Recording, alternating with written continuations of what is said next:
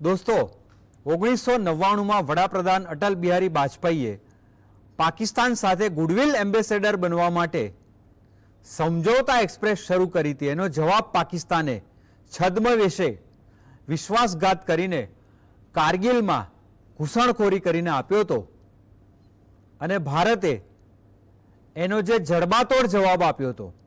પાકિસ્તાન જિંદગીભર આવી ઘૂસણખોરી કરવાનું નામ ના લે। દોસ્તો પાકિસ્તાનને જવાબ તો આપ્યો, પણ ભારતે પણ લશ્કરમાં સારી એવી ખુવારી વેઠવી પડી હતી। અત્યારે આપણે એના 25 વર્ષની સફળતાના, કારગિલ વિજયની સફળતાના ફટાકડા ફોડી રહ્યા છીએ। ચારે બાજુ એક પ્રકારનું વિજયનું વાતાવરણ સર્જી રહ્યા છીએ, અને કેમ નહીં? કારણ કે કોઈના દગાનો આટલો જડબાતોડ જવાબ આપ્યો હોય અને ભારતીય લશ્કરે દુનિયાના સૌથી અઘરા ટેરેનમાં, જ્યાં સીધા ચઢાણ છે 14,000 ફૂટના, જ્યાં ઉપરથી ગોળી આવતી હોય તમારી ઉપરને, એને ખાળીને તમે પ્રદેશો એ તમારી ચોકી કબજે કરો, દુનિયામાં ઇતિહાસમાં લડાયેલું સૌથી વિષમ પરિસ્થિતિનું યુદ્ધ એ આપણે જીત્યા હતા। કેમ ના કરીએ સેલિબ્રેશન? બસ એટલું યાદ રાખીએ કે આ ફટાકડાની ગુંજની પાછળ કોની કેવી શહાદત રહી છે અને એ શહાદતની આપણે કેટલી વેલ્યુ કરીએ છીએ। દોસ્તો, કારગિલમાં પાકિસ્તાને ઘૂસણખોરી કરી અને આપણી કેટલીક ચોકીઓ પડાવી લીધી।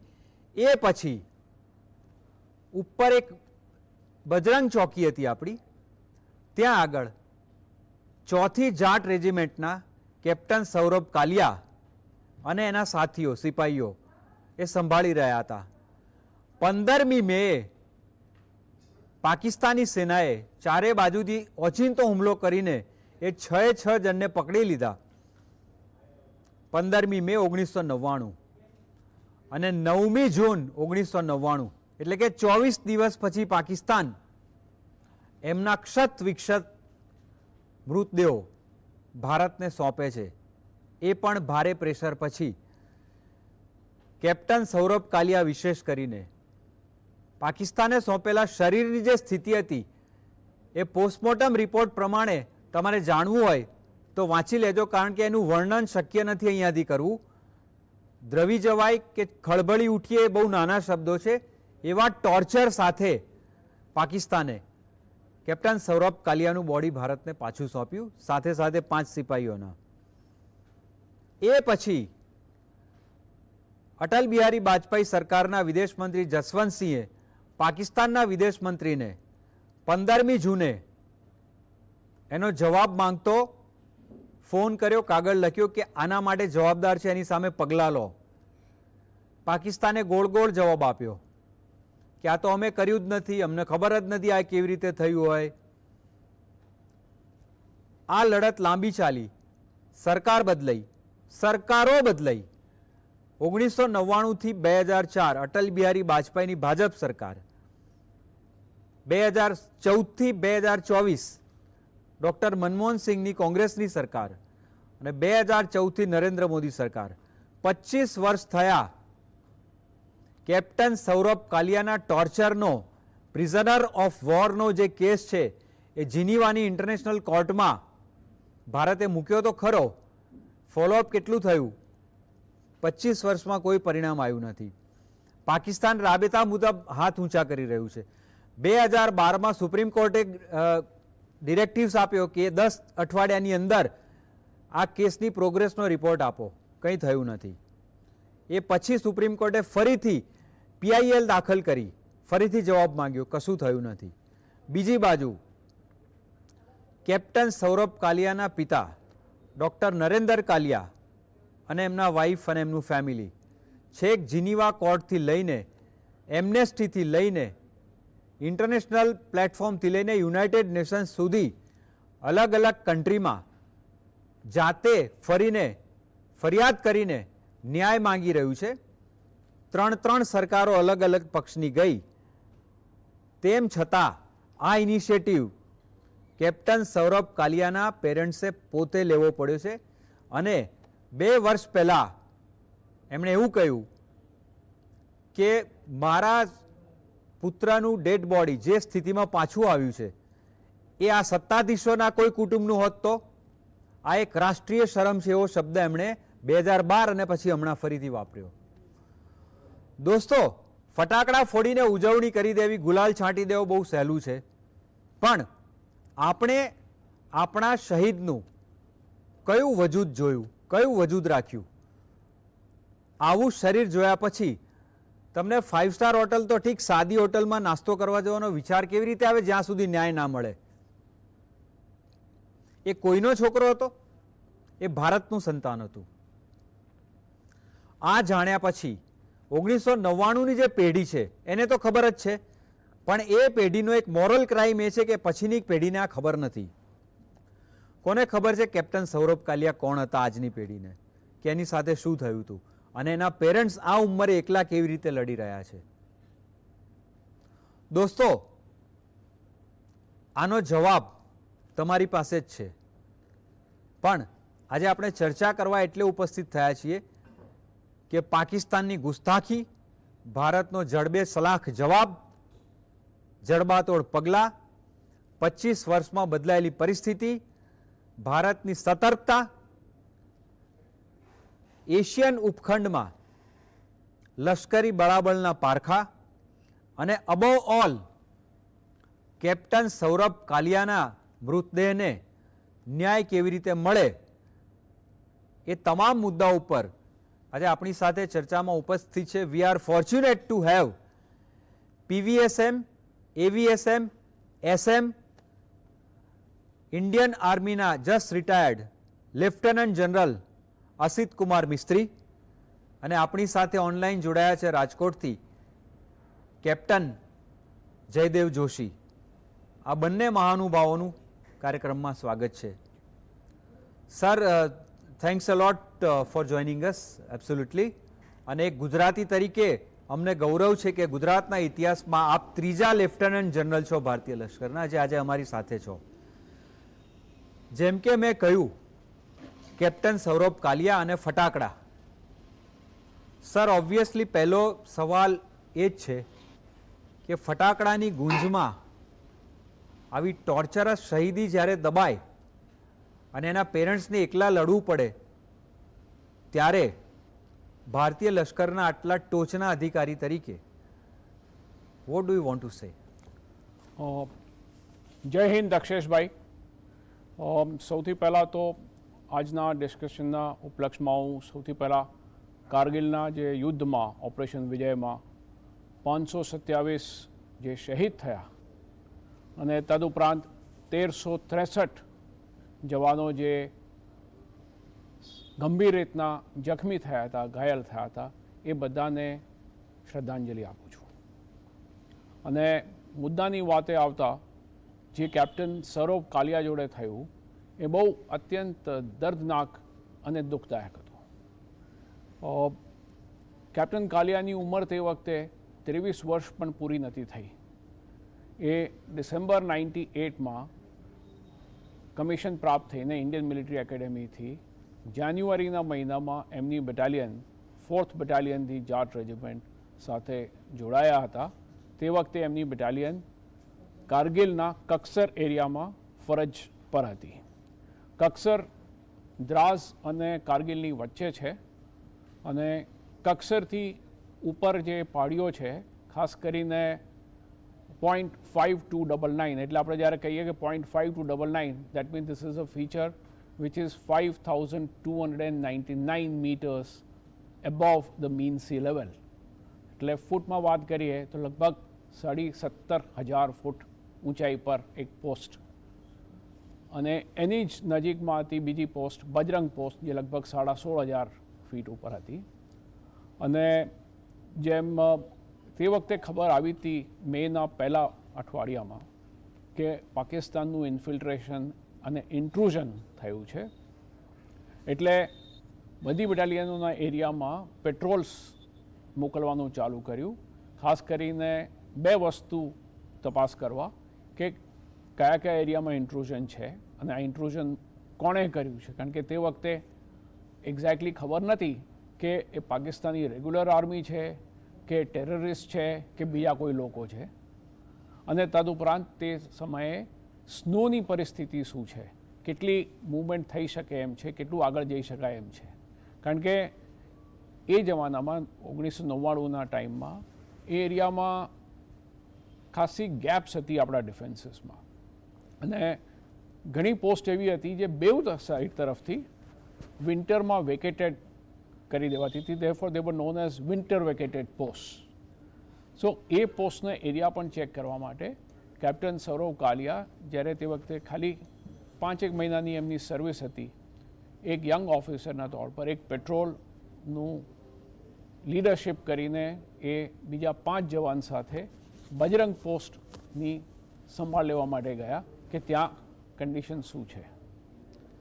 અને એમના કમનસીબે ત્યાં ઓલરેડી પાકિસ્તાની સોલ્જર્સ એ પોસ્ટ ઉપર ઓક્યુપાય કરી ચૂક્યા હતા, અને એમણે એમની ઉપર ફાયર ખોલ્યો અને દે હેડ એન એન્કાઉન્ટર. અને કારણ કે આ એક પેટ્રોલ હતું, એક રેકી પેટ્રોલ હતું, એટલે એમની પાસે વધારે શસ્ત્ર સરંજામ હોતું નથી, એટલે they quickly ran out of ammunition and ultimately they were overpowered by Pakistani soldiers and then they were apprehended and taken as prisoners of war. Unfortunately, Geneva કન્વેન્શનના બધા જ જે કાનૂન ને રૂલ્સ છે એને તોડીને પાકિસ્તાની આર્મીએ એમની સાથે બહુ જ ખરાબ રીતના વર્તન કર્યું, એમને બહુ રીતના ટોર્ચર કર્યા. અને જેમ તમે કીધું કે એ ટોર્ચરનું વર્ણન તમે પોસ્ટમોર્ટમ રિપોર્ટમાં જુઓ તો આપણે પબ્લિકમાં એને બોલી ના શકાય એટલું બધું એ લોકોને યાતનાઓ ગુજારી હતી. અને ખાસ નોંધ કરવા જેવી વસ્તુ છે કે જ્યારે 15મી મે આ પેટ્રોલ પાકિસ્તાની સાથે એન્કાઉન્ટર થયું ને 15મી મેથી આ લોકો એમના કબજામાં હતા, they dead bodies were return only on 9th of June. And why on 9th of June? કારણ કે 10-11મી જૂને પાકિસ્તાનના તત્કાલના જે વિદેશ મંત્રી હતા સરતાજ અઝીઝ એ ભારત આવવાના હતા આપણા વિદેશ મંત્રી સાથે મુલાકાત કરવા માટે, કારગિલનો મુદ્દાનું કંઈ હલ, કંઈ સોલ્યુશન શોધવા માટે. એટલે એ વાર્તાઓને પહેલેથી નિષ્ફળ બનાવવા માટે એવું અનુમાન છે કે આ ટોર્ચર કરેલી ડેડ બોડીઝ એ વખતે જ પાછી અપાય, સો દેટ આ બધા જે ટોક્સ છે એ અનસક્સેસફુલ રહે. એ પછી જેમ તમે કીધું બહુ કોશિશ રહી છે to seek answers from Pakistan કે આ કેમ થયું ને જે પણ આના જવાબદાર લોકો હોય એમને એમની ઉપર કાર્યવાહી કરાય, પણ અત્યાર સુધી પાકિસ્તાને એનો કોઈ જવાબ નથી આપ્યો. 2012ના વર્ષમાં તત્કાલના એ લોકોના જે ઇન્ટિરિયર મિનિસ્ટર હતા શ્રી રહેમાન મલિક એ ઇન્ડિયા આવ્યા હતા અને એમને આ પોઈન્ટ અપાયો હતો, ત્યારે એમણે પણ બિલકુલ આનાકાની કરી દીધી અને કીધું કે હોઈ શકે કે લોકોનું મૃત્યુ વેધરના કારણે, એન્વાયરમેન્ટલ ફેક્ટર્સના કારણે કહ્યું હોય. પાકિસ્તાન આર્મીએ અમે કોઈ આવી રીતના કોઈને માર્યા નથી. સો જ્યારે પાકિસ્તાન પોતાની જવાબદારી સ્વીકારવા જ તૈયાર નથી, જ્યારે પાકિસ્તાન પોતાના સોલ્જર્સને એમની ડેડ બોડીઝ લેવા માટે તૈયાર નહોતું કારગિલના યુદ્ધ દરમિયાન, તો આપણા સિપાઈ સાથે એ સારો સલુક કેવી રીતના કરી શકે? તમે what do you expect from that kind of an army? So it's very sad, but that is the hard fact of life. જી કેપ્ટન જયદેવ જોશી, મિસ્ત્રી સાહેબે જે વાત કરી એ જ સંદર્ભમાં આપને આગળ પૂછીશ કે કેપ્ટન સૌરભ કાલિયાનું શરીર જે રીતે જે સંજોગોમાં પાછું આપ્યું છે, ફરીથી કહું કે કેમેરા સામે વર્ણન થયું નથી, વાંચી લેજો તમે, અને વાંચ્યા પછી જો તમને ઊંઘ આવે તો તમે ભારતીય નથી, એના કરતાંય તમે માણસ નથી. જયદેવભાઈ, પ્રશ્ન એ છે કે કોઈ પણ સૈનિક સાથે, પ્રિઝનર ઓફ વોર સાથે જીનીવા કન્વેન્શનને બાજુ ઉપર મૂકીને આટલું ભયંકર ટોર્ચર થાય ત્યારે એ બોડી સ્વીકારતી વખતે એના ફેમિલીની શું દશા થાય?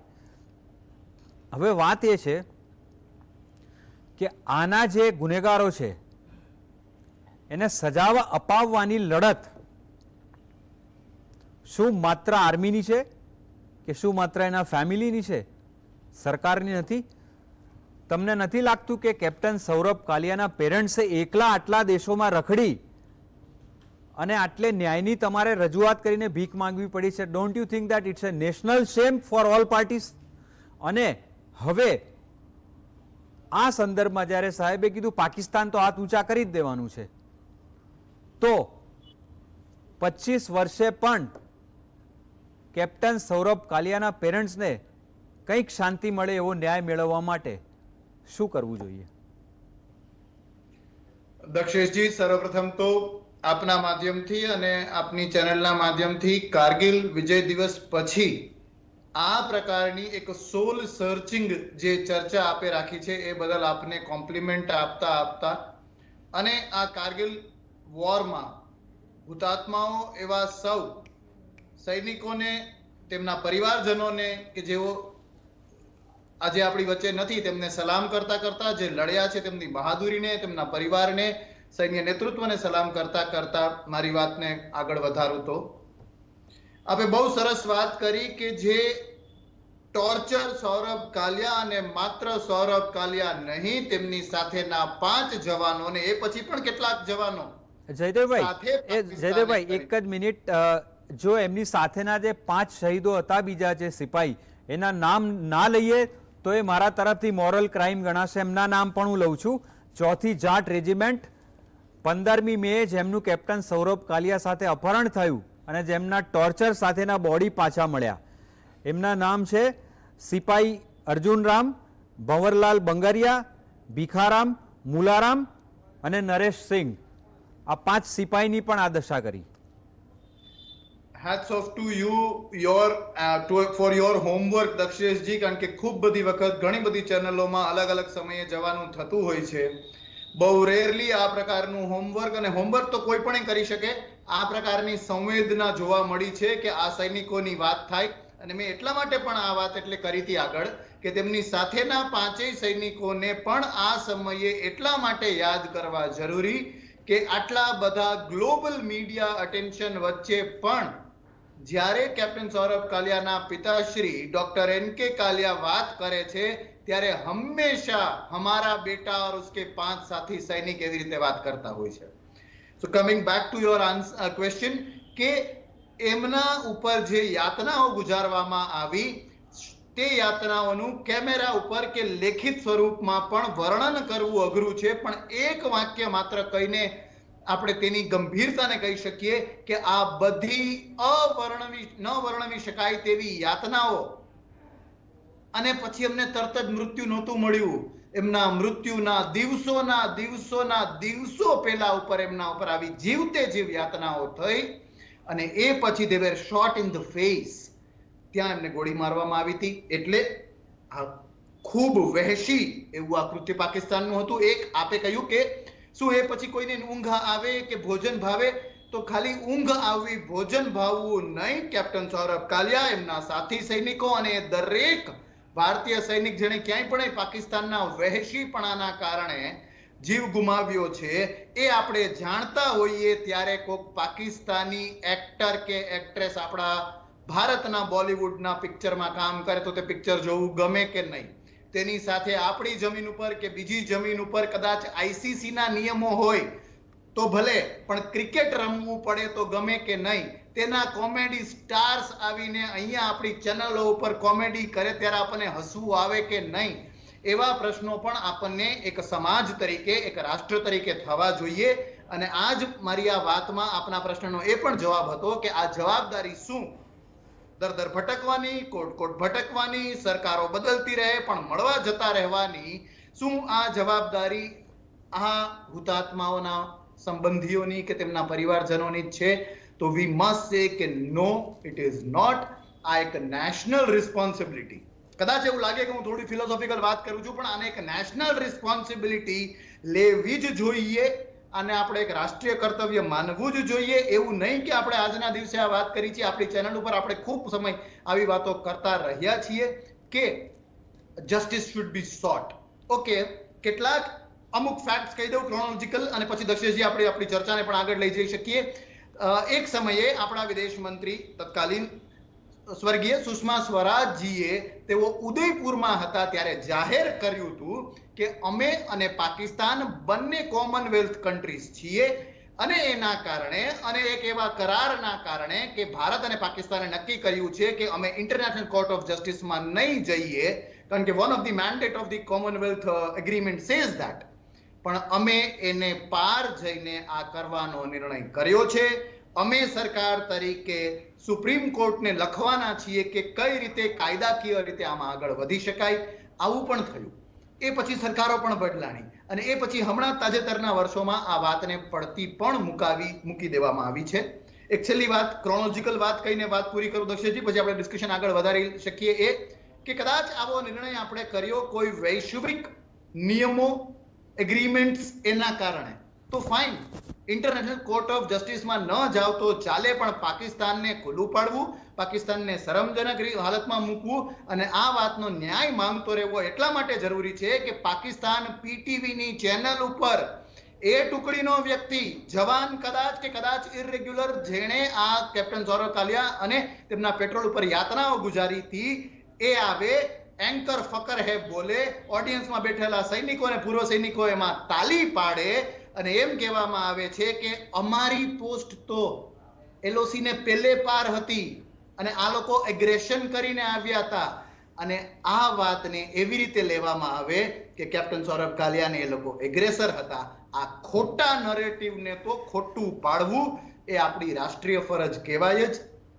ક્યાં કરી શકાય, વૈશ્વિક ફલક, ઇન્ટરનેશનલ ગઠજોડ વાળા જે કંઈ પણ રાષ્ટ્રોના સંગઠનો હોય ત્યાં, કઈ નહીં તો સોશિયલ મીડિયા દ્વારા, કઈ નહીં તો જેમ દ્વિપક્ષી વાર્તા થવાની હોય, પરવેઝ મુશર્રફ અહીંયા આવે, એમની થાળીમાં શું જમવાનું છે એની ચર્ચા થાય, એમણે કોલર વિનાનો ચાઇનીઝ કોલરનો કેવો શર્ટ પહેર્યો છે, આગ્રામાં ને ફરે છે, એની ચર્ચા થાય. એ અને પછી રાતોરાત એક પક્ષીય સ્ટેટમેન્ટ આપીને જતા રહે. કઈ નહીં તો આપણે આ પ્રકારનું એક પક્ષીય સ્ટેટમેન્ટ આપીને પણ પાકિસ્તાનને ખુલ્લું પાડીને સતત ને સતત આ કામ કરતા રહીને સમ જસ્ટિસ શુડ બી ડિલિવર્ડ, એ આપણી ફરજ કહેવાય. આ સતત કરતા રહેવું જોઈએ, એવું આ કર્તવ્ય કહેવાય. જી, એટલું જ જવાબદાર પોલિટિકલ સ્ટાઉટ તરીકે એક્ટ કરી રહેલું મોટા ભાગનું મીડિયા પણ છે, જે માત્ર સરકારોના વખાણ સિવાય એને કોઈ રસ નથી. નહીતર નવી પેઢી આ ઘટનાથી અવેર ને એલર્ટ હોત અને 140 કરોડનું કોરસ એ રીતે ઉઠેત કે પાકિસ્તાને આના જવાબદારોને જાહેરમાં પગલાં ભરવા પડે. અનફોર્ચ્યુનેટલી એવું નથી થઈ રહ્યું. Sir, coming back to the original point, આપે જે મહત્વના ઓપરેશન્સ કર્યા છે, ઇન્ક્લુડિંગ કારગિલ વોર,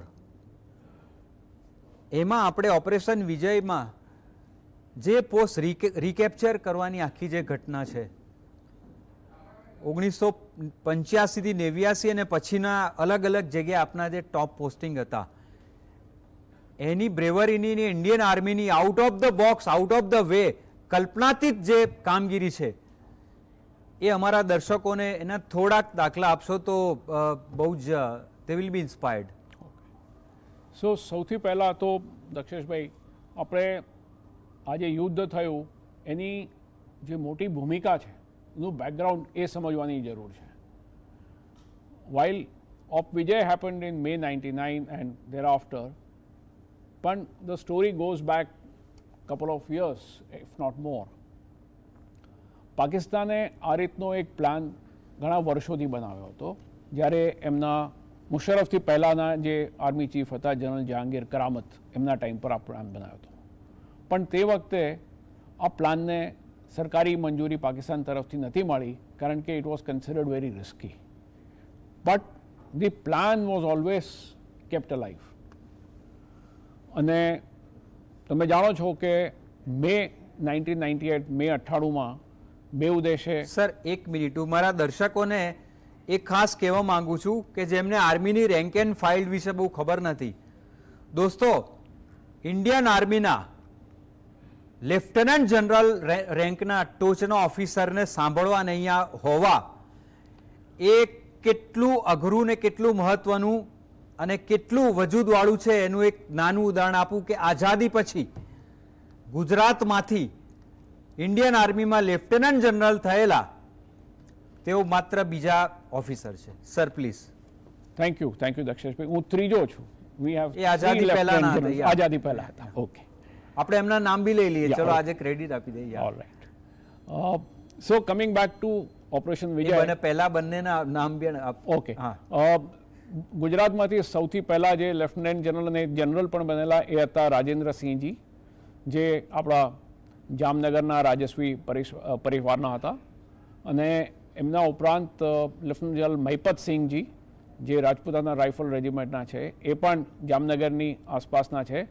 અને અત્યારે એમની ઉંમર કરી લગભગ 95 વર્ષ જેટલી હશે, પણ હજુ પણ જીવે છે. જી. અને એમના પછી હું ત્રીજો છું. જી please. So coming back to operation Vijay, as I said કે આ પ્લાન એ લોકોનો બહુ પહેલાંનો હતો અને it was always kept at the back burner but alive. અને જ્યારે પરમાણુ પરીક્ષણ થયા મે 1998માં, તે પછી પાકિસ્તાનને એક એવી જાતની એવી એમનામાં માન્યતા આવી ગઈ કે હવે ભારત અને પાકિસ્તાન વચ્ચે conventional war is not possible, કારણ કે બોથ આર ન્યુક્લિયર પાવર્સ. અને એના લીધે જે ઇન્ડિયાની કન્વેન્શનલ સુપિરિયોરિટી છે એ પ્રેક્ટિકલી નેગેટ થઈ ગઈ છે. એટલે આપણે ઇન્ડિયા સાથે કોઈ પણ જાતના ચાળા કરી શકીએ. એટલે this kind of gave them a kind of an impunity and immunity. અને એમાં એમનો ઓવર કોન્ફિડન્સ આવી ગયો. અને કારણ કે એમની જે મનસા તો હતી જ કે 1971ની હાર અને સિયાચીનની હારમાં નો બદલો લેવો, એટલે એક એમણે આ પ્લાન કર્યો. અને લગભગ 1998ના અંતથી આ રીતના ઇન્ટ્રુઝન ચાલુ કર્યું. જ્યારે કે સપ્ટેમ્બર 1998માં યુએન જનરલ એસેમ્બલીની વાર્તા વચ્ચે તત્કાલીન પ્રાઇમ મિનિસ્ટર જો પાકિસ્તાનના નવાઝ શરીફ અને ભારતના વડાપ્રધાન અટલ બિહારી વાજપેયી વચ્ચે વાર્તા થઈ હતી. અને બેઝિકલી એ ડિસિઝન લીધું હતું કે આપણે we must reset our relationship and improve our relationship.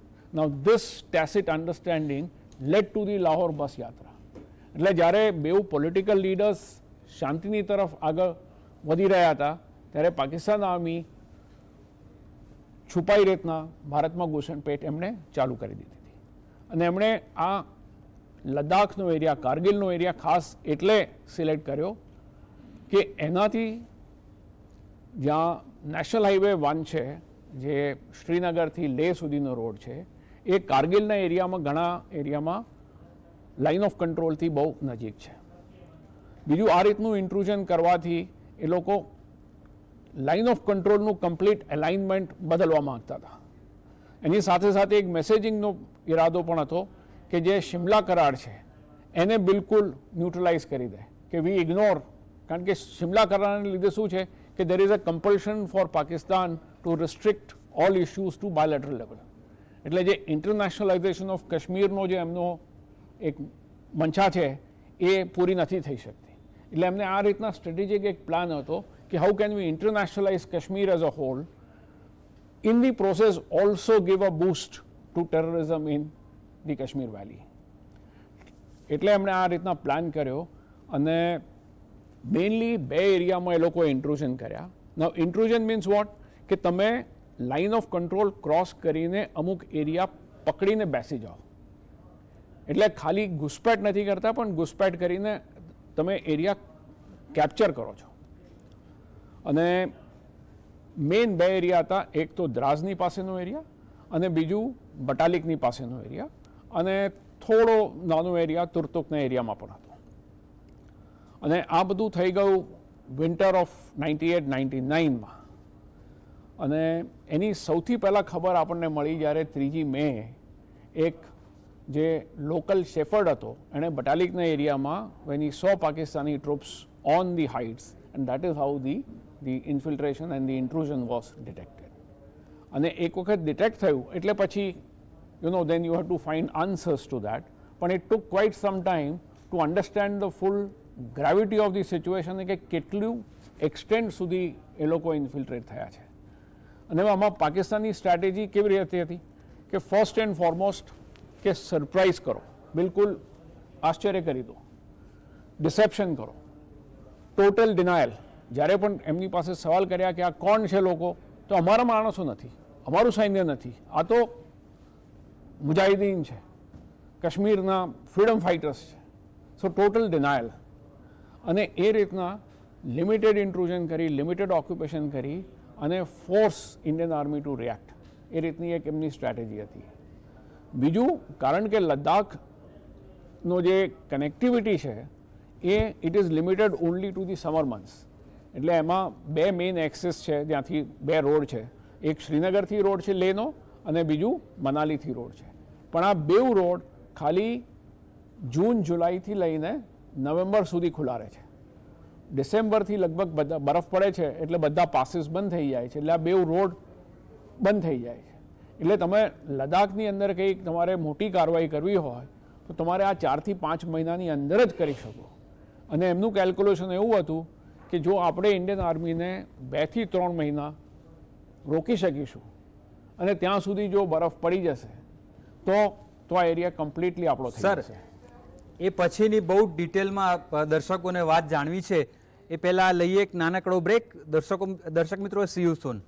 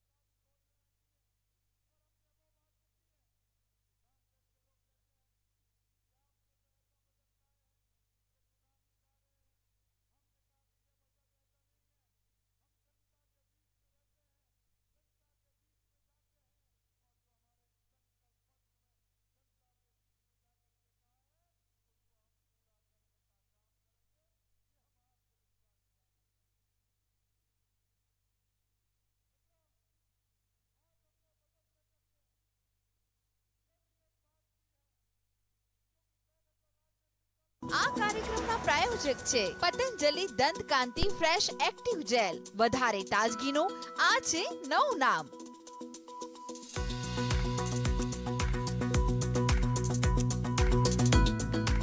દુબઈથી Mahadev app દ્વારા ક્રિકેટ સટ્ટો ચલાવનાર ભરત ચૌધરીની પાટણથી ધરપકડ. વતન આવ્યો હોવાની બાતમી મળતા ભુજ સાયબર સેલે ઝડપી પાડ્યો.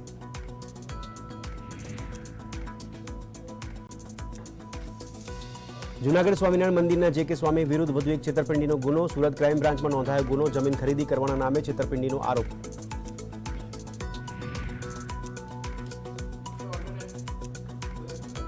ભરૂચમાં ફરી ગરમાઈ રાજનીતિ. મનસુખ વસાવાએ ચૈતર વસાવાને સંસદમાં આંખો બંધ કરવા મુદ્દે આપ્યો વળતો જવાબ. કહ્યું, આવા લોકોને સીધા દોર કરી નાખીશ.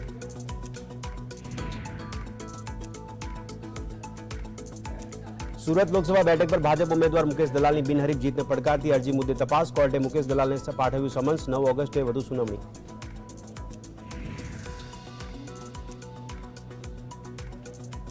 દિલ્હીમાં કોચિંગ સેન્ટર દુર્ઘટના વિરુદ્ધ મેયરના ઘર બહાર વિરોધ પ્રદર્શન. એબીવીપીના વિદ્યાર્થીઓ પર પોલીસે કર્યો લાઠીચાર્જ.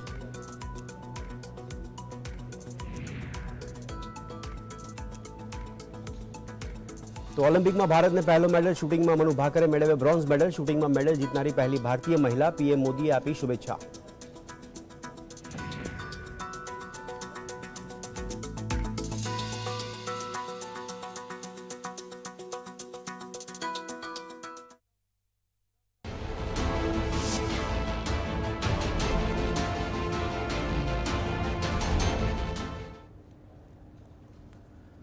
વેલકમ બેક દર્શક મિત્રો. નાના નાના મુદ્દે વાતમાં વારે ઘડીએ સંસદને બાનમાં લેનારા બોયકોટ કરનારા, વેલમાં ધસી જનારા સંસદ સભ્યોને 25 વર્ષથી તમે જોયા છે કેટલાય મુદ્દાઓ ઉપર. કેપ્ટન સૌરભ કાલિયાનું મ્યુટિલેટેડ બોડી 5 સાથીઓ સાથે જે રીતે પાકિસ્તાને આપ્યું, એના ગુનેગારો, ક્રિમિનલ્સ સામે સરકારોએ કયા પગલાં લીધા, એ 1 અઠવાડિયામાં ટેબલ ઉપર રિપોર્ટ મૂકો. એવો અવાજ કરીને વેલમાં કોઈ સંસદ સભ્ય ધસી ગયો હોય કે સંસદ ખોરવી નાખી હોય એવું સાંભળ્યું કોઈ દિવસ? જે દિવસે સાંભળશો એ દિવસે ભારતીય સંસદ અને ભારતીય હોવાનું વજૂદ ગણાશે. હા, એક રાજીવ ચંદ્રશેખરે 2009માં સળંગ 4 મહિના સુધી રોજ આ સવાલ ઉઠાવેલો. બહુ રેર આવી ઘટનાઓ છે. યસ સર, આપ કારગિલમાં આખી જે ઘટના કેવી રીતે બની હતી, પ્લીઝ ગો હેડ. જેમ મેં કીધેલું કે ઓવરઓલ 2 મેઇન એરિયામાં આ રીતના ઇન્ટ્રુઝન થયેલા. એક તો દ્રાસની આસપાસના એરિયામાં અને બીજું બટાલિકના એરિયામાં, અને થોડું લિમિટેડ ઇન્ટ્રુઝન તુર્તુકના એરિયામાં પણ થયું હતું. હવે જેમ જેમ આ ખબર મળતી ગઈ, it took some time to build the hall picture as two what was the extent of the problem. પહેલાં એમ જ વિચારાતું હતું કે મે બી આ ખાલી અમુક ટેરરિસ્ટ છે, ગણ્યા ગાંઠા છે, એટલે આપણે 15-20 દિવસમાં ક્લિયર કરી શકીશું. પણ આઈ થિંક 2 વીક પછી થોડો ખ્યાલ આવી ગયો હતો કે આ મામલો બહુ વધારે પડતો સિરિયસ છે. And then a comprehensive plan was made to recapture the whole area. અને એની એક સ્ટ્રેટેજી બનાવી ગઈ. સો એ સ્ટ્રેટેજીના જે મેઇન મુદ્દા હતા એ કે firstly diplomatically isolate Pakistan and hold them accountable for the miscreant kind of thing that they had done. એટલે એમની જવાબદારી એમના ગળામાં બરોબર પકડી રાખો. જે એ લોકો કહેતા હતા કે અમે નથી આમાં અને અમારા ટ્રુપ્સ નથી, એ બિલકુલ ડિસ્પ્રૂવ કરો. એટલે તમને યાદ હશે કે એક જનરલ મુશર્રફ જ્યારે ચાઇના તે વખતે વિઝિટમાં ગયા હતા અને એક ટેલિફોન કન્વર્ઝેશન હતું એમના જ ચીફ ઓફ જનરલ સ્ટાફ જોડે, જે આપણી જાસૂસી સંસ્થાઓએ ઇન્ટરસેપ્ટ કરીને પકડેલું, એ આપણે પૂરી ઇન્ટરનેશનલ કમ્યુનિટીને રિલીઝ કરી દીધું. અને જે ક્લિયરલી એણે દેખાડેલું કે Pakistan Army was fully involved and actively conniving and fully responsible for this action. So, પહેલા તો diplomatic isolation was the first part. Second was to assess the extent of intrusion and then build up sufficient amount of troops. કારણ કે લદ્દાખમાં તમારી પાસે sufficient troops નહોતા કે જે એરિયા રીકેપ્ચર કરી લે. અહીંયા એક દર્શક મિત્રોને ખાસ હું કહેવા માગું છું કે નોર્મલી જે ઓપરેશન્સ ઓફ વોર હોય એમાં તમે ડિફેન્સ એટલે કોઈ એરિયાનું પ્રોટેક્ટ કરતા હોય તો તમને એક જવાન જોઈતો હોય, તો એટેક માટે એ જ એરિયાને કેપ્ચર કરવા માટે નોર્મલી પ્લેન્સના એરિયામાં તમને 3 થી 4 ગણો ટ્રુપ્સ વધારે જોઈએ. લદ્દાખના હાઈ એલ્ટિટ્યુડ એરિયામાં આ જ રેશો તમને 9:1, 10:1 જોઈએ. એટલે એક સિપાહીની અગેન્સ્ટમાં તમારે 9 થી 10 જવાન લગાવવા પડે. એટલે એક જો સેક્શન કોઈ દુશ્મનનું બેઠું હોય એક પોસ્ટ ઉપર, એ પોસ્ટને કેપ્ચર કરવા તમને ઓછામાં ઓછા 9 થી 10 સેક્શન જોઈએ. એટલે એક પૂરી કંપની જોઈએ. So you need sufficient number of troops and much more number of troops. અને આ ટ્રુપ્સને સપોર્ટ કરવા તમારે શસ્ત્ર સરંજામ જોઈએ, દારૂગોળો જોઈએ, એટલે એ બધું બિલ્ડઅપ કરવું પડે. સો all that tax time. So a very deliberate build-up was done. અને એ પછી એક પ્રાયોરિટી વાઇઝ બધા જે પોસ્ટ છે એને કેપ્ચર કરવાનું શરૂ કર્યું. અને જે પોસ્ટ, જે હાઇટ્સ એવી હતી કે જે નેશનલ હાઈવે 1 આલ્ફા ઉપર મેક્સિમમ ઇન્ટરફિયરન્સ કરતા હતા, જેવી રીતના કે તોલોલિંગ, એને પ્રાથમિકતા આપી ગઈ. અને જેમ જેમ નેશનલ હાઈવે 1ની ઉપરથી ખતરો ક્લિયર થતો ગયો એમ આપણી મૂવમેન્ટ પણ વધારે આસાન થતી ગઈ અને આપણું બિલ્ડઅપ ઓર ફાસ્ટ થઈ શક્યો. અને પછી balance of areas were cleared. So first to be tackled was Tololing. This is near Dras, જે around 12th of June we manage to capture. અને thereafter was the whole complex of Tiger Hill, અને પછી બાકીનો area, દ્રાસનો area clear કર્યો. અને similarly પછી જે બટાલિકનો area હતો, જેમાં કે ખાલુબારની રેજ લાઇન ને બધું, જુબાર ટોપ ને બધું હતું, એ બધા ક્લિયર થયા. તો ઇન નેક્સ્ટ અબાઉટ 3 months એટલે 26 જુલાઈ સુધી આ બધો એરિયા આપણે ક્લિયર કરી શક્યો. અને એની સાથે સાથે તમારે નેક્સ્ટ વિન્ટર માટે પણ તૈયારી કરવી પડે, કારણ કે આ એરિયામાં તમારે વિન્ટર સ્ટોકિંગ કરવું પડે. જેટલા ટ્રૂપ્સ હોય એનું જેટલું પણ તમારે સસ્ટેનન્સ માટે જે પણ સ્ટોર જોઈએ, રાશન જોઈએ, પેટ્રોલ જોઈએ, કેરોસીન જોઈએ, એ બધું જ તમારે પ્લેનના એરિયામાંથી ઉપર મોકલીને સ્ટોક કરવું પડે છે. So all that exercise also had to take place. જી જયદેવભાઈ,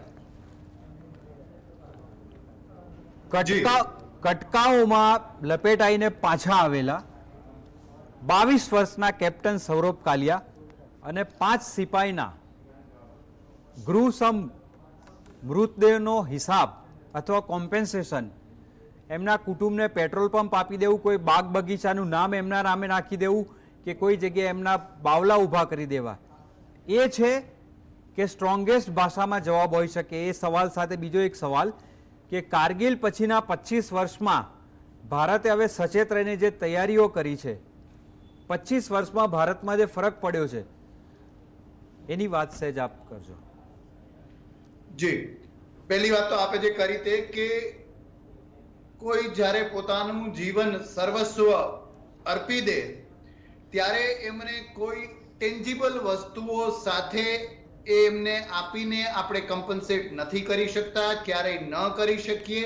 એ તો ખરું જ, આપણે ફરી પાછું એના ઉપર આવશું. પણ એ પહેલા હું એ પણ કહું કે કોઈ પણ સૈનિક, એ કોઈ પણ બટાલિયન, રેજિમેન્ટ કે ફોર્સનો હોય, આર્મી, નેવી, એરફોર્સ કે કોઈ પણ દેશનો કેમ નથી, કોઈ પણ સૈનિક જ્યારે પોતાની માતૃભૂમિની સેવા કરવા માટે વર્દી ધારણ કરે છે ત્યારે તે કોઈ ઇનામ, ઇલકાબ, માન, મોભો કે મુઆવઝાની આશામાં નથી કરતો હોતો. અને એને એક જ વસ્તુ જોતી હોય છે, ને એ વસ્તુ એ છે, બહુ જૂની એક કવિતા છે, એ કહીએ તો કે પુષ્પ કી અભિલાષા વાળી કવિતા, કે આ દેશ, એ પુષ્પ, આ બધા દેશવાસીઓની એ અભિલાષા હોય કે જે પથ ઉપરથી ભારત માતા માટે શીશ ઝુકાવવા માટે બધા જવાનો જતા હોય ત્યાં આ પુષ્પો પથરાઈ જાય, ત્યાં આપણે દેશવાસીઓ હાજર રહીએ. આવા હુતાત્મા સૈનિકો અને ચાલુ સૈનિકોનું કલ્યાણકારી કામ, તેમના વેલફેરના કામ, સમાજમાં તેમનો એક માન મર્તબો, અને સૈન્યમાંથી રિટાયર થઈને આવે એ પછી એમના માટે કોઈ સારી તકો, એમના પરિવારજનોનું સારી સાર સંભાળ, આ અને માત્ર આ જ હોઈ શકે કોઈ વળતર જો કોઈ એક ગ્રેટફુલ નેશન કોઈ પણ સૈનિક કે પછી શહીદને આપવા માંગે તો. અને એ લોકો પણ આ જ ઝંખતા હોય છે. પણ યસ, પેલી કમ્પન્સેશનની વાત ઉપર જો આવીએ તો કે કોઈ પણ કમ્પન્સેશન પૂરતું નથી હોતું. કમ્પન્સેશનની બદલે આ પ્રકારના ઇન્ટેન્જિબલ વસ્તુઓ, આ પ્રકારના માનની ઝંખના એમને હોય છે. અને જે બીજી આપણે વાત કરી હતી કે આ પ્રકારના હુમલાઓ, આ તે શહીદી અને એ વિષયની જો વાત કરીએ, એ જવાબદારીની વાત કરીએ તો આઈ અગેન હું એક જ લાઈનમાં અંતમાં એ જ કહીશ કે રાષ્ટ્રીય સુરક્ષા એ આપણા સૌનો પ્રશ્ન હોવો જોઈએ. આપણે ઘણી બધી બાબતોમાં વેસ્ટર્નાઇઝેશનથી ઇન્ફ્લુઅન્સ થઈને, વેસ્ટર્ન નેશન્સથી ઇન્ફ્લુઅન્સ થઈને, ઇવન ડિપ્લોમસીમાં એમનાથી ઇન્ફ્લુઅન્સ થઈને ક્યારેક એવું કરતા હોય છે કે એમનું આંધળું અનુકરણ કરીએ. તો આપણી પોલિટિકલ પાર્ટીઓ પણ, સમાજ પણ અને એક ઉપભોગતા પણ એ શીખે જ્યારે અમેરિકામાં કોઈ એમ કહે કે બી અમેરિકન, બાય અમેરિકન, તો તેને ગૌરવનું પ્રતીક લેવામાં આવે. અને અહીંયા કોઈ સ્વદેશીની ક્યારેક વાત કરે તો તેને થોડો જૂનવાણી કહેવામાં આવે. અને કોઈ પણ પોલિટિકલ પાર્ટીઓ બદલતી રહે, સરકારો બદલતી રહે, પણ રાષ્ટ્રીય સુરક્ષાની નીતિમાં આપણે સૌ એક પેજ ઉપર હોઈએ. કોઈ ચુનાવના પ્રચારમાં ઢોલના વગાડે અને સાથોસાથ સૈન્યએ કરેલા કોઈ પણ કામના વિડીયો ફૂટેજ કોઈ ન માગે, આ પ્રકારની આદર્શ સ્થિતિ રહેવી જોઈએ. અને જે બીજો ભાગ આપના પ્રશ્નનો એ હતો એ કે 25 વર્ષમાં ભારતે શું ફેરફાર કર્યા છે, ભારતમાં શું બદલાવ આવ્યા છે. તો યસ, કારગિલ કમિટી દ્વારા અપાયેલા કેટલાય સુઝાવો ઇમ્પ્લિમેન્ટ કરવામાં આવ્યા છે, કેટલાય સુઝાવો ઇમ્પ્લિમેન્ટ થઈ રહ્યા છે. થિયેટરાઇઝેશન ને એ થિયેટર કમાન્ડ વાળી વાત એ પણ ચાલુ છે ક્યાંક ને ક્યાંક. તો આ પ્રકારની ઘણી બધી પોલિસી લેવલના નિર્ણયો સૈન્ય કરતું રહ્યું છે. જે ડિપેન્ડન્સી હતી બહારથી હથિયારો અને શસ્ત્ર સરંજામ ખરીદવાની, તેમાં આપણે ઘણા ઓછા હવે ડિપેન્ડન્ટ છીએ. સ્વનિર્મિત હથિયારો આપણે બનાવતા થયા છીએ. અત્યારના સમયમાં સુધરતી સ્થિતિની સમયમાં કદાચ આ વાત એટલી લાગુ ના પડે, પણ સિટીઝન ટુ સોલ્જર વાળો જે રેશિયો છે, એ સિટીઝન ટુ સોલ્જર વાળો રેશિયો પણ એ એટલા માટે જરૂરી છે કે બહુ દુર્ભાગ્યવશ આજે પણ આપણા દેશમાં ક્યારેક બદનસીબે કોઈ આપણા હસતા ખેલતા પરિવારનું બાળક બોરવેલમાં પડી જાય, કોમનવેલ્થ ગેમ્સનો પુલ ના બને, ત્યારે પણ તમારે સૈન્યને બોલાવવું પડે છે. તો સૈન્યની યોગ્ય પ્રમાણમાં ભરતીઓ પણ થતી રહેવી જોઈએ, આ અનુપાતમાં પણ સુધારો થવો જોઈએ. અને લાસ્ટલી થોડું પોલિટિકલ લાગશે પણ બહુ જરૂરી છે, અગ્નિવીરની આસપાસના આક્ષેપો પણ બંધ થવા જોઈએ.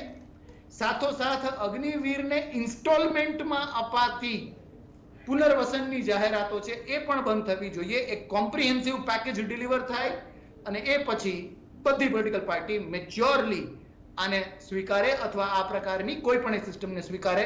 આ થાય તો આ 25 વર્ષમાં આપણે ઘણું બધું આગળ જે ઓલરેડી વધ્યા છીએ એનાથી વધુ આગળ વધ્યા છીએ તેવું કહી શકાય.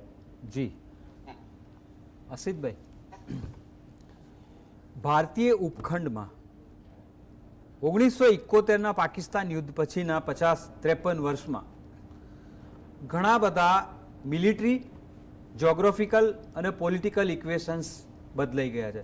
આજે આપ આવ્યા છો તો અમારા દર્શકોને જાણવું ગમશે કે 71માં ભારતનું એફિલિએશન ડાયરેક્ટ યુએસએસઆર સાથે હતું, અત્યારે અમેરિકા સાથે પણ છે, યુરોપમાં જર્મની સાથે પણ છે, અને અત્યારે ભારતના ડિપ્લોમેટિક ટાઇક્સ મિલિટરીની સંદર્ભમાં લગભગ બધે જ છે. તો બીજી બાજુ ચાઇનાની લશ્કરી સ્ટ્રેન્થ જે રીતે વધી છે, ભારતની ફરતેના રાષ્ટ્રો સાથે ચીન જે રીતે પ્રોક્સિમિટી વધારી રહ્યું છે, ઘૂસણખોરી કરી રહ્યું છે, પાકિસ્તાનની સરહદ સળગેલી છે, આ બદલાયેલા સંજોગોમાં ભારતીય ઉપખંડની જમીન, દરિયાઈ અને હવાઈ પરિસ્થિતિમાં ભારતની સ્ટ્રેન્થ આ તમામ સંજોગોમાં અત્યારે કેવી છે અને ખરેખર આવનારા સમયમાં કેવી હોવી જોઈએ? દક્ષેશભાઈ, જે કારગિલ યુદ્ધમાં જે રીતના ભારતનો એક જ્વલંત વિજય થયો, તદુપરાંત અને કોઈ વિજય હંમેશા 100% એવું નથી કે એનાથી લેસન્સ લર્ન કરવાના ના હોય, તો સ્ટ્રક્ચરલી ગવર્મેન્ટે એક કારગિલ રિવ્યૂ કમિટી બનાવી હતી, જે કેપ્ટન જોશીએ પણ કીધું. દર્શક મિત્રોને એ જાણીને નવાઈ લાગશે કદાચ કે એ કમિટીનું જે ચેરપર્સન હતા, he was Mr. K. Subramaniam. He was one of the foremost doyens of strategic thought in modern India, in post-independent India. અને એ આપણા અત્યારના જે વિદેશ મંત્રી છે ડૉક્ટર જયશંકરના પિતાજી છે. So he chaired the Kargil review committee and he gave a wonderful report. અને એ રિપોર્ટ પછી સરકારે 4 ટાસ્ક ફોર્સીસ બનાવ્યા હતા, જે મેનેજમેન્ટ ઓફ ડિફેન્સના જુદા જુદા પહેલુઓને લોકોએ એક્ઝામિન કરેલા. એક ટાસ્ક ફોર્સ હતો management of higher defence organisation, બીજો હતો બોર્ડર મેનેજમેન્ટની ઉપર, ત્રીજો ઇન્ટરપ્રેટર્સની ઉપર. સો એ રીતના એક કોમ્પ્રિહેન્સિવ ટાસ્ક ફોર્સીસ થઈને એનું સ્ટડી કર્યું. અને એના પછી એક ગ્રુપ ઓફ મિનિસ્ટર્સ બનાવ્યું હતું. તે તત્કાલીન જે આપણા ગૃહમંત્રી હતા લાલકૃષ્ણ અડવાણી, એમની ચેરમેનશીપમાં ગ્રુપ ઓફ મિનિસ્ટર્સે એ બધા ડિસિઝન્સનું ઇમ્પ્લિમેન્ટેશનનું રિપોર્ટ આપેલો. તો ત્યાંથી આખું એક રિસ્ટ્રક્ચરિંગ અને લેસન્સ લર્નની એક્શન થઈ છે. અને છેલ્લા 25 વર્ષમાં અને તદુપરાંત 1971થી તમે કીધું એટલે છેલ્લા 53 વર્ષમાં ઘણો ફરક પડ્યો છે. તમે કીધું કે તત્કાલીન સોવિયત યુનિયન ઉપર આપણો વધારે તે વખતે નિર્ભર હતા. The fact is the world has changed. 1991માં સોવિયત યુનિયન જ ખતમ થઈ ગયું. સો every country has to adapt itself to the emerging environment and the threats and challenges as well as opportunities that come. હવે આપણી જે વિદેશ નીતિ છે એનો મૂળ પાયો શું છે કે we want to retain our strategic autonomy. So while we will maintain good relations with every possible bloc and every possible country, but we shall retain our strategic autonomy. એટલે આપણે જ્યારે જ્યાં આપણે ફાયદો હશે તે રીતના આપણે કદમ ઉઠાવીશું. હા, આપણે આપણા સિદ્ધાંતો હંમેશા ઉપર રાખીશું. So with the basic concept of strategic autonomy, we are friends with a large number of countries. અને આપણે ડિફેન્સ પાર્ટનરશિપ પણ પહેલાં જે ખાસ કરીને રશિયાની ઉપર નિર્ભર વધારે હતા, હવે એ પણ ડાયવર્સિફાઈ થઈ અને હવે આપણે અમુક અમેરિકા સાથે પણ સંબંધ છે, ફ્રાન્સથી પણ આપણે ઇક્વિપમેન્ટ લઈએ છીએ, યુકેથી પણ લઈએ છીએ, ઇઝરાયલથી પણ લઈએ છીએ, એટલે આપણે ખાસું ડાયવર્સિફાઈ કરી દીધું છે. પણ overall there is no substitute to being strong. And when I say strong, it implies the strength in all dimensions. Your comprehensive national power has to increase. એટલે એમાં તમારી આર્થિક શક્તિ આવી જાય, તમારી સૈનિક શક્તિ આવી જાય, your technological prowess, science and technology, દેશની જે આંતરિક સુરક્ષા છે એ પણ આવી જાય, આપણી દેશની અંદર કેટલું કોહેઝન છે, the national morale, national will, all these aspects come into the non-traditional forms of security, your energy security, energy independence, food security, all these aspects come. એટલે તમારે બધા ક્ષેત્રોમાં સ્ટ્રોંગ થવું પડે. અને આપણા જે પડોશી છે, અટલ બિહારી વાજપેયીજીએ કીધેલું, you can choose your friends but you cannot choose your neighbors. બરોબર ને? પડોશી તો પરમેનન્ટ છે અને આપણા જે પડોશી છે એ લોકોનો નેચર પણ જરા પરમેનન્ટ છે. So it's not changed and therefore you have to be prepared for multiple threats, multiple kind of challenges, and we are moving in that direction. One of the major facets, જેમ captain જોશીએ કીધું, કે you have to બી આત્મનિર્ભર. કારણ કે તમે આ Ukraine રશિયાની લડાઈમાં પણ જોઈ લો કે ઇઝરાયલ હમાસની લડાઈમાં પણ જોઈ લો, અલ્ટિમેટલી તમારી લડાઈ તમારે જાતે જ લડવી પડશે. બીજા તમને સરંજામ આપશે, ઇક્વિપમેન્ટ આપશે, ઘણીવાર નહીં પણ આપે, પણ લડાઈ તો તમારે જાતે જ લડીને જીતવી પડશે. અને if you say that no war is possible in near future, I think that is the biggest mistake. Kargil also showed us that, Ukraine Russia is also showed that, અને ઇઝરાયલ હમાસ પણ કહે છે. એટલે આપણે હંમેશા તૈયાર રહેવું પડશે, તત્પર રહેવું પડશે અને પોતાની શક્તિ ઉપર ઊભા થવું પડશે. જી, very well said. Jaydevbhai, Hitler, Mussolini, Pinochet, Idi Amin કે પોલ પોટ જેવા વિકૃત તાનાશાહોની કલ્પના જે આ પૂરી થઈ જાય, એવી વિકૃત કલ્પનાથી પાકિસ્તાને કેપ્ટન સૌરભ કાલિયા અને 5 સૈનિકોને મારીને મૃતદેહો સોંપ્યા. તો સવાલ એ છે કે કેપ્ટન સૌરભ કાલિયાની તમે એકેડેમિક કરિયર જુઓ તો એકદમ બ્રાઇટ રહી છે, સ્કોલર રહ્યો છે, કેટલા એવોર્ડ્સ 22 વર્ષની ઉંમરમાં એ સ્કોલેસ્ટિક પરફોર્મન્સના જીત્યો છે, બીએસસી એગ્રી ફર્સ્ટ ક્લાસ. તો સવાલ એ છે કે ઇન્ડિયન આર્મીમાં જવા માંગતા કેટલાય સ્કોલર તેજસ્વી વિદ્યાર્થીઓ થનગને છે, એમને એક નવી ઇન્સ્પિરેશન મળે એટલા માટે કેપ્ટન સૌરભ કાલિયા ના જે ક્રિમિનલ્સ છે એમને જે રીતે માર્યા છે, એના ગુનેગારોને કેવી સજા એક્ઝેમ્પલરી થવી જોઈએ કે ઇન્ડિયન યુથને પણ એમ થાય કે ચલો કોઈએ ખોટું કર્યું તો ન્યાય તો મળે છે, તો વધારે ને વધારે સંખ્યામાં ઇન્સ્પિરેશન મળે જોડાવાની. This is a very serious question. Yes દક્ષેશજી, આ ક્વેશ્ચનની સિરિયસનેસને સમજતા જ કદાચ હું શરૂઆત અત્યારે એક પર્સનલ મુવમેન્ટ લઈ લઉં અને કરું તો કે વન્સ અગેન, ભલે at the sake of reputation આપણું લાગશે, પણ કોમ્પ્લિમેન્ટ્સ ટુ યુ આ પ્રકારની સરસ ચર્ચા માટે. અને મેં કીધું એમ ખૂબ વર્ષોથી આવી રીતે જવાનું થતું હોય છે અને I am thankful to you also કે આઈ એમ ફોર્ચ્યુનેટ કે જે બે જનરલ્સ, ગુજરાતી જનરલ્સની આપણે વાત કરીએ છીએ, મહિપતસિંહજી સાહેબ સાથે કોઈ એક મંચ ઉપર સદેહે, અને આજે આપને આભારી વર્ચ્યુઅલી અસિત સર સાથે આ વર્ચ્યુઅલ મોડમાં તો એક મંચ સાજા કરવાનું થયું જ છે.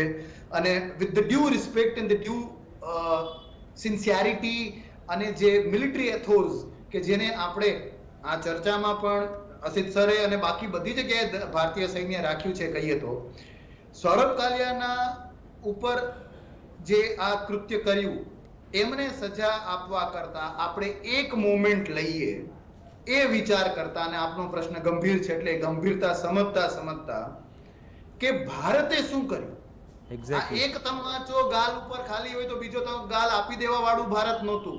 આ સૈન્યવી મૂલ્યો વાળું ભારત હતું કે yes you are enemy at war, પણ તમે જે મિનિટે પ્રિઝનર ઓફ વોર બની જાવ છો, શહીદ થઈ જાવ છો, તો you deserve the military honours and salute. કેટલાય પાકિસ્તાની નોર્ધન લાઇટ ઇન્ફેન્ટ્રીના સૈનિકોના મૃતદેહો પાકિસ્તાન ખુદ સ્વીકારવા તૈયાર નહોતું. એટલા માટે કે જો એ કરી લે તો આમાં પાકિસ્તાનનો સીધો હાથ છે એ સાબિત થાય. એવા સમયે આજ કપરી કારગિલની પહાડીઓને ચડતા ચડતા ભારતીય સૈન્યમાં બીજી જગ્યાએ પણ એક રિલિજિયસ ટીચર હોય છે જે બધા ધર્મમાંથી હોય. તો મુસ્લિમ ધર્મના religious teacher junior commissioned officer ભારતીય સૈન્ય જુનિયર કમિશન્ડ ઓફિસરોએ પૂરા ધાર્મિક વિધિ સાથે આ અનક્લેમ્ડ બોડીઝ ના લાસ્ટ રાઇટ્સ આપણે પરફોર્મ કર્યા હતા. સાથોસાથ અહીંયા કેપ્ટન સૌરભ કાલાની વાત થાય છે એટલે કદાચ એમનું બોડી લેવા જે ગયા હતા એ if I am not wrong Garhwal રાઇફલ્સના તત્કાલીન મેજર રાહુલ જૈન હતા. અને એ આ બોડી સ્વીકારે છે અને એમ કહે છે કે માત્ર એમણે ગળામાં એક સોનાની ચેઇન પહેરી હતી એ મને ખબર હતી, એના આધારે કે એ વાત થઈ એના આધારે હું આ મૃતદેહને ઓળખી શક્યો. આવો આ મૃતદેહ હતો. એ મેજર રાહુલ જૈન એમ કહે છે કે if the situation would not have been tense, I would have slit the throat of that person. એટલું ખૂન ખોલી ઉઠ્યું હતું એમનું સજા આપવા માટે, પણ સંયમિત એવી ભારતીય સેના તો આ કામ નથી કરતી. આનો જવાબ આપવો હોય તો સંયમિત રીતે જ હોઈ શકે. કોઈ ક્રાઇમ કે પછી કોઈ મારામારીને એડવોકસી ન કરતા ભારતની ભૂમિનો દરેક ઇંચ ભાગ જેના ઉપર આજે દુશ્મનની દરિંદગીનો પડછાયો છે એ મુક્ત કરવા માટે દરેક ભારતીય કટિબદ્ધ થાય. કદાચ આ પ્રકારની સજા આપણે આપીએ તો આ ભારતીય સૈન્યના મૂલ્યો અને ભારતીયતાના મૂલ્યોને આપણે વરેલા રહ્યા. જી જયદેવભાઈ, 1971માં પાકિસ્તાન ભૂંડી રીતે હાર્યું એ પછી 90,000 સૈનિકો એમના આપણી પાસે હતા. આપણે એવા હોત તો ધાર્યો તો શું કર્યું હોત? આટલું પાકિસ્તાન વિચારે અને આટલી બહુ જ એક એમ કહેવાય કે તમને ખળભળાવી મૂકનારી ઘટના 25 વર્ષથી ભૂલાતી નથી. એ વિષય ઉપર આત્મમંથન કરવા માટે અને ફ્યુચર કોર્સ ઓફ એક્શનની ચર્ચા કરવા માટે આપણી સાથે જે બંને મહાનુભાવો જોડાયા, લેફ્ટનન્ટ જનરલ અસિત મિસ્ત્રી અને કેપ્ટન જયદેવ જોશી, આપ બંનેનો ખૂબ ખૂબ આભાર. અને આવા જ મુદ્દા લઈને ફરીથી મળીશું. ત્યાં સુધી જય હિન્દ, જય જવાન.